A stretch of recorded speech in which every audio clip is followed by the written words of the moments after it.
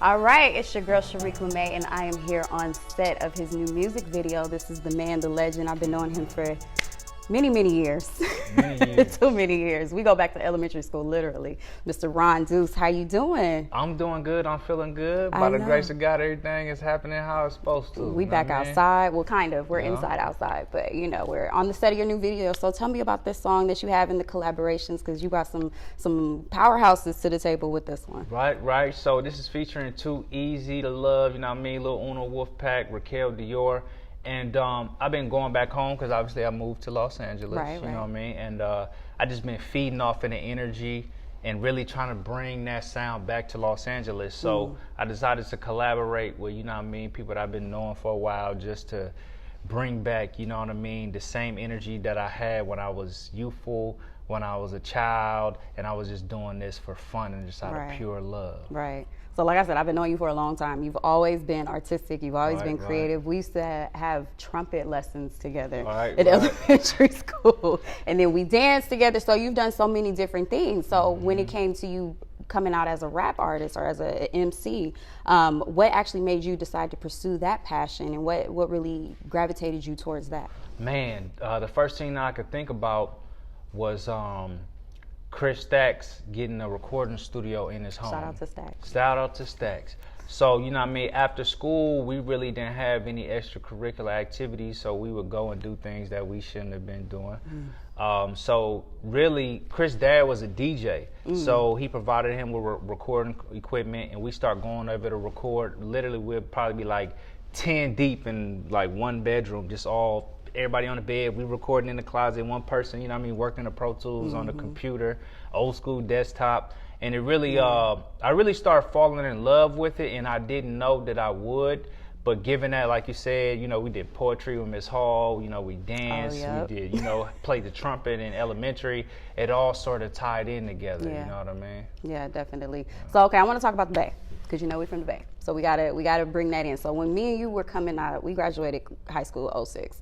That was the pinnacle, the peak of the hyphy movement. You know, Tell Me When to Go Ahead came out. We was on top. You mentioned Uno is in this video. He was a part of Wolfpack. Shout out to them. So how has that kind of molded your career too, being that we had such a rise within Bay Area culture, and now it seems like we're slowly, gradually trying to bring it back, but we also look at the OGs. So we look at Too Short, we look at E40, you know, now we have G-Eazy, also went to Berkeley High. So how is your feeling in regards to this new Bay movement that could be uprising? It's crazy that you mentioned that, because G-Eazy went to school in New Orleans for a few years. So the thing about it is, and then you look at like Sweetie, she's, you know, from the Bay, Sacramento, Northern California. Everybody that's really doing what they got to do had to move out and grab a bigger audience and sort of put different flavors in a pot, you know what I mean? Like when you go to the Bay and you hear somebody that's from the soil and they really just still in the trenches, it comes out in their music. But a lot of the times when you travel outside of the Bay, people are like, what is this? I can't understand it. They can't really digest it. So just moving around in different places, you know, my family is from the NOLA.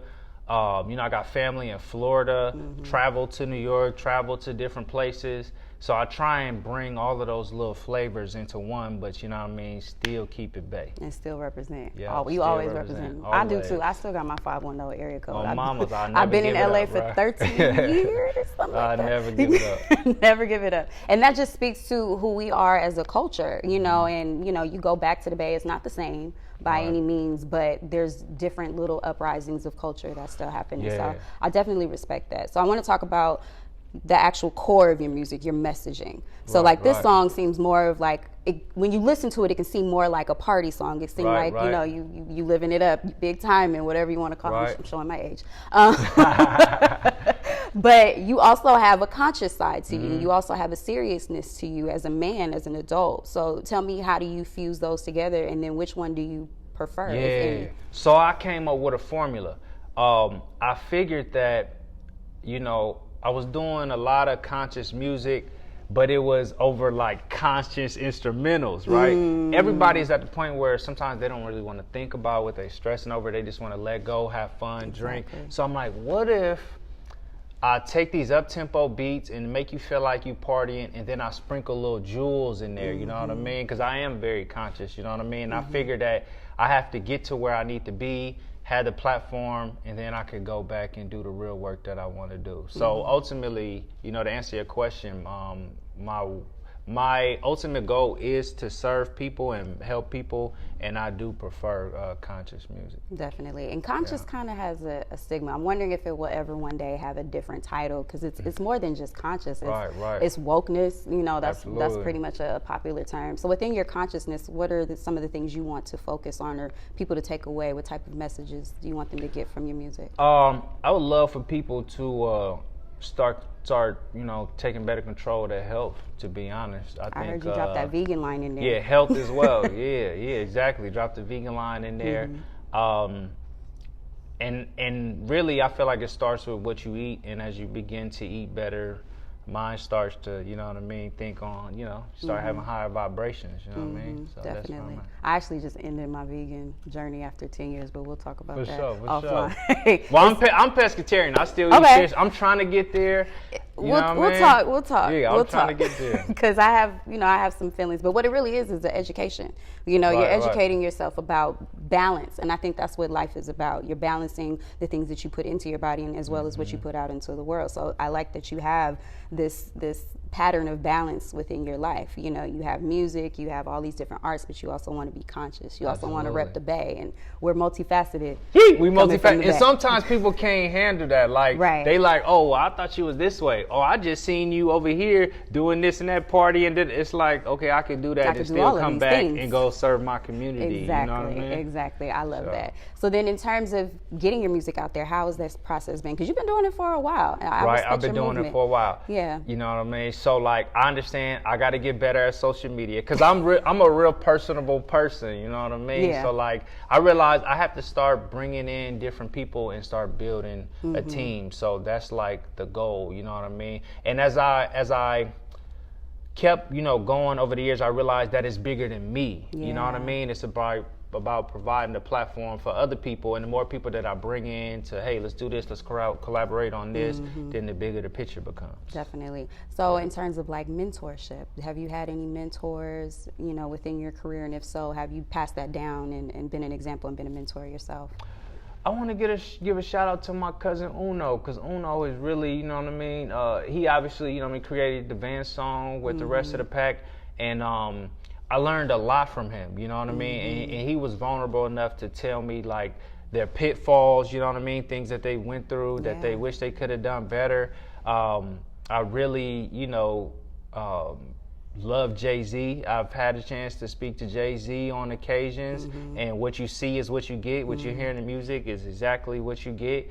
And I mean, I've talked to him on a personal level in terms of like family, you know what I mean, and then, you know what I mean, community, and like how to never give up. One of the things he told me when I asked him about, you know what I mean, me doing music for over the years and never giving up, he was like, 4 songs. Whenever a door closed, you know what I mean, that's when you're gonna make 4 more songs. You know what I mean? So like, I took from that like, okay, you don't get mad when the door closes. You use that as motivation. You know what I mean? Right. So that's what I've been trying to do. That's dope. You just said that like, oh, you know, I just be having conversations with Jay-Z, you know, Hov, you know, my guy.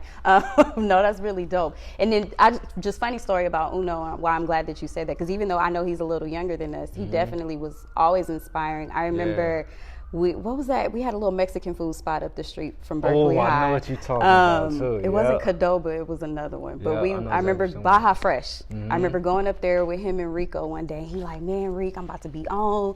We got this song coming out. We got to do it. And I'm like, okay, all right. And he did it. And he was so passionate about it. And I think we all kind of got that vibe, and kind of it rubbed off on us to see somebody from our hood make it that big. And he was on the radio in high school. Man, so like, that was huge. It was like, okay, the sky's the limit at this That was point. huge. I think, you know, I don't think we give him his flowers like we should. The whole Wolfpack definitely needs this is y'all flowers. We appreciate y'all, because it inspired everybody from our way. So definitely. So what do you think is next? What do you really want to tackle? What barriers do you want to break down? That's a good question.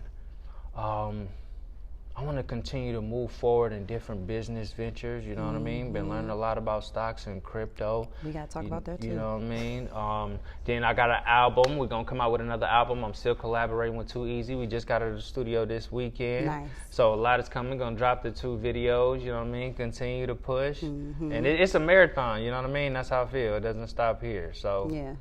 You know, I'm in it for the long term. Keep going. And of course you have your beautiful family that's over there. I can't help. They're just so gorgeous.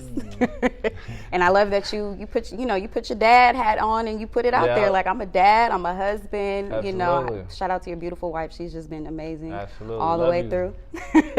Kia Rashawn, the best. The best. She is. She really is. So yeah, so last words. What do you want people to take away from your career thus far? Well, I just want to thank you for showing up. Oh, thank you. Because you've been sitting here all day and it's hot as hell. You know what I mean? We was in LA. It's burning up July. right now. But so I decided to change my artist name to Deuce the Truth. So if you want to find me on any platform, Spotify, iTunes, Deuce the Truth is where you look. And what made you do that change? I must ask. Man, I just felt like it had more of a ring to it, a little more like spicy, and I feel like I'm like revitalized after this like pandemic and this year we had. It's like you know, I'm taking off.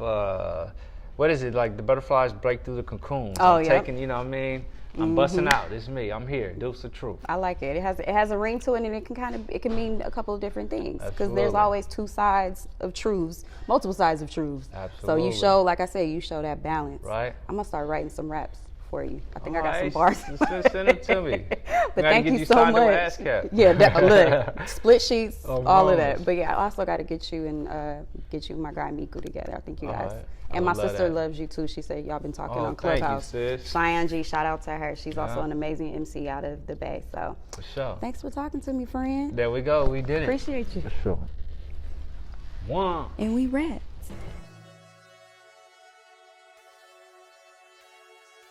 Rain